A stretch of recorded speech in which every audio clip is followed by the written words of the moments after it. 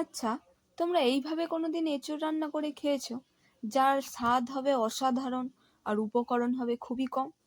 তো আজ চলো তোমাদের সেটাই দেখাই। আমি আগে এঁচোড় খেতাম না।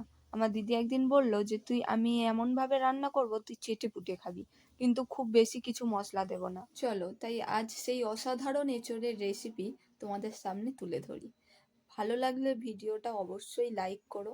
তোমরা অনেকেই আমার ভিডিও দেখো বাট লাইক করতে ভুলে যাও, তাই মনে করিয়ে দিচ্ছি, প্লিজ লাইক করো, পারলে সাবস্ক্রাইব করো।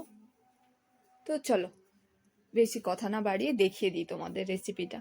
তো প্রথমেই এঁচোড়টার খোলাটা ছাড়িয়ে নিল, তারপরে পিস পিস করে কেটে নিল, যতটা তোমাদের ইচ্ছা মতন পিস করতে পারো। তারপরে পরিমাণ মতন কড়াই তেল দিয়ে দিল, তেলটা গরম হওয়ার পরে একটু হলুদ গুঁড়ো দিয়ে দিল, তারপরে এঁচোড়গুলোকে দিয়ে হালকা করে ভেজে নিচ্ছিল। ততক্ষণে ওপাশে একটা প্লেটেও কুচিয়ে রেখেছিল আগে থেকে পেঁয়াজ কুচি, টমেটো কুচি আর আদা রসুন খোলা ছাড়িয়ে রেখেছিল পেস্ট করবার জন্য। আর আলু ধুয়ে নিল, আলু কেটে কাটাই ছিল আগে থেকে, তো আলু ধুয়ে নিল এখানে। তারপরে এঁচোড়গুলোকে তুলেও নিল বাটিতে। তারপরে একটু তেল দিয়ে আলুটা দিয়ে পেঁয়াজ কুচি টমেটো কুচি দিয়ে দিল, দেওয়ার পরে সামান্য নুন দিল, দেওয়ার পরে ভালো করে নেড়ে ছেড়ে নিল। তারপরে সিলেতে আদা রসুন দিয়ে দিল, দেওয়ার পরে সেটাকে পেস্ট করে নিল। আমার দিদির রান্নার স্পেশালিটি এটাই যে পেঁয়াজ আর টমেটো কড়াই কুচিয়ে দেওয়ার পরেও সেটাকে সিলেতে আবার বেটে সেইটাই আবার কড়াই দেবে।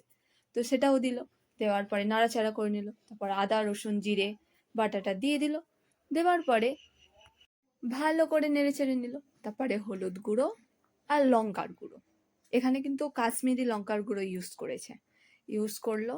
তারপর সেটাকে দিয়েও ভালো করে নাড়াচাড়া করে নিল। করার পরে সানরাইসের গোটা গরম মশলার গুঁড়ো দিয়ে দিল। তারপর পরিমাণ মতন একটুখানি জল দিল, দেওয়ার পরে আবার নাড়াচাড়া করে নিল।